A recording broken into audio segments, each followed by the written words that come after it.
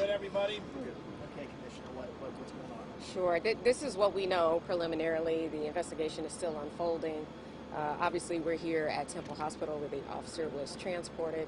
But what we do know at this point is that shortly after 7 o'clock, 24th District officers responded to a report of gunshots in the 2800 block of Ruth Street.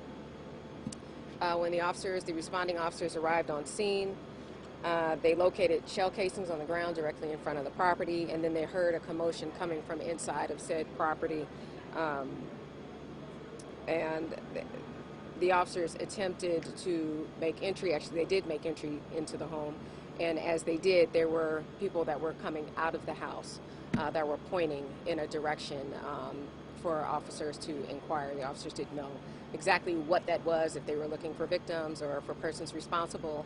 But as they made entry into the property, and while attempting to clear the property, they located a male that was hiding in a crawl space. And the officers gave several orders for that male to leave from the crawl space, and that person continued to refuse the officers' orders. The officers then struggled with the male in an attempt to get him to leave the crawl space, and then also at that point subsequently deployed the taser to try to get the person who was resisting to comply with orders. The taser, to our knowledge at this point, was not effective for whatever reason. The male then attempted to take the taser from one of the officers, at which point the officers all heard a shot. And one of the officers fell to the ground, suffering from a gunshot wound to his hand. What we do know is that 3 PPD officers discharged, 2 officers and 1 sergeant, striking the male. The officers then evacuated from the location with their injured co-worker and brought the officer here to the hospital, and a barricade was declared immediately after that. Again, we know the officers suffered from a gunshot wound to the hand.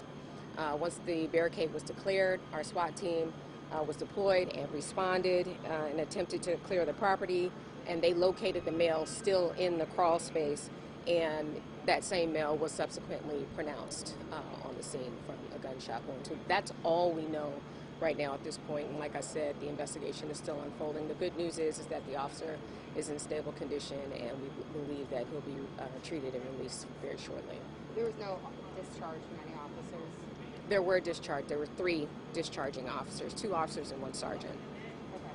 How many officers went in at first, or I guess the whole time? How many officers made entry? You know what? There were multiple officers. I can say that. I can't confirm the number at this point. We're still, like I said, the investigation is brand new at this point, and as the details unfold, we're going to continue to put the pieces of the puzzle together.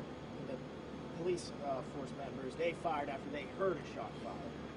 Is that right? So again, at this point, I know that there was a struggle, and we know that there were shots fired. Timeline, all of that will come into fruition as we get the opportunity to not only interview witnesses that were there on scene, but to get statements from all of the officers involved. Commissioner, you may have said this too, but just why did the officers initially respond to that house? So there were responding to shots of gunfire, and once they respond there, they immediately heard a commotion inside of the home after they also discovered shell casings outside in front of the home. So does it seem right now that maybe he took his own life, or that the officers, or is that what you're still trying to figure out? At this point, again, where the rounds came from, who shot, how many, all of that are things that any preliminary investigation wouldn't be able to tell you right away. But our officers, our detectives are on scene now. The investigation will be going on through the night and through the next few days, and we'll know more as time progresses. Anything else you can tell us about the officer injured, how long he's been on the floor? He's been on for a year. He's assigned to the 24th District, and he's 27 years old and married. Thank you, folks.